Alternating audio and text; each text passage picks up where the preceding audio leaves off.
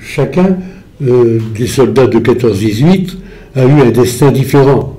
Mais néanmoins, tout en étant différent, c'était un peu la même chose, c'était la guerre de tranchées. Hein, la guerre de tranchées qui a duré quand même 4 ans. Hein. Bien. Alors, mon père, donc, il se trouve que ça, c'est des questions de famille. Mon père avait 40 ans plus que moi. Ça veut dire qu'il était de la classe 1910, c'est-à-dire qu'il avait 20 ans en 1910. Alors, il avait donc 24 ans au moment de la déclaration de la Première Guerre mondiale. Alors, vous pensez bien à 24 ans, hein, s'il était un des premiers à être mobilisé et invité à rejoindre son unité militaire. Et comme il avait fait un peu d'études, il était caporal-chef.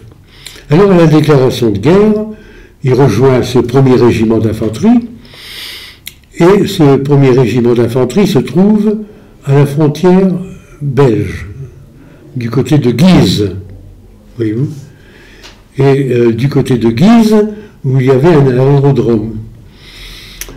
Alors, donc,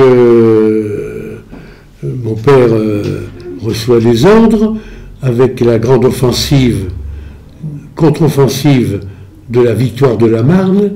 Eh bien, même les régiments qui étaient en face de la Belgique, et pas loin, comme à Guise, avaient pour ordre d'avancer et faire reculer l'ennemi.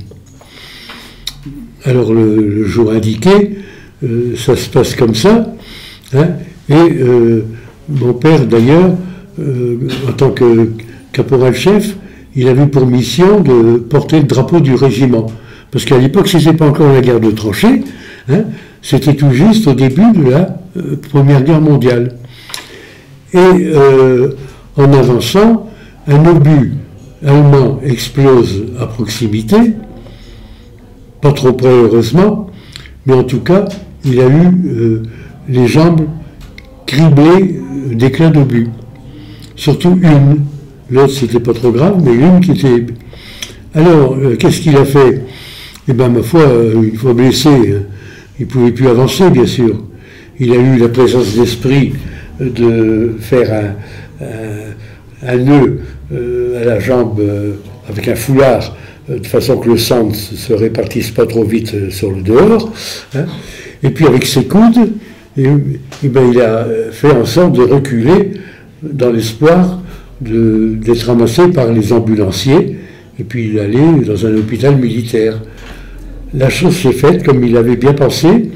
Il était récupéré sur des brancards, ensuite mis dans une ambulance, et par train, après avoir eu les premiers soins à l'arrière, il est allé à l'hôpital 12 de la ville de Limoges, voyez-vous, et là, il y est resté toute la guerre. Alors donc, il ne peut pas raconter des histoires de tranchées, hein, puisque les tranchées n'étaient pas encore à l'ordre du jour. Hein.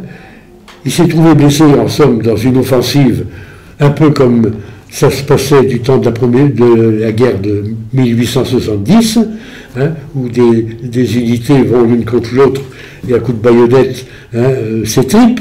Hein. Donc, là, il a été blessé par des éclats d'obus, et puis il a eu la chance, petit à petit, tout en ayant eu des béquilles pendant quasiment toute la guerre 14-18, eh bien, il a eu la chance après de remarcher presque normalement. Il a repris son travail une fois rentré à Arnes, hein, et moi, qui suis né en 1930, c'est-à-dire quand je suis né 12 ans après son retour, hein, après s'être marié en retard encore, là, pour lui, eh bien, s'il ne m'avait pas dit son aventure, je ne l'aurais pas deviné.